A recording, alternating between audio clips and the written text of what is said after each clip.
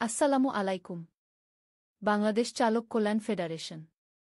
সম্মানিত সদস্য ভাইদের জানাই আন্তরিক শুভেচ্ছা ও অভিনন্দন।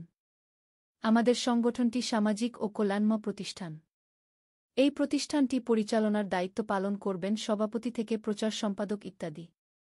আমাদের লক্ষ্য এবং দায়িত্ব সম্বন্ধে সাময়িক আলোচনা করা হল। প্রত্যেক গাড়ি চালকের প্রাপ্ত অধিকার নিশ্চিত করা। আপনাদের মূল্যবান বক্তব্য ভয়েসের মাধ্যমে দেওয়ার অনুরোধ রইল।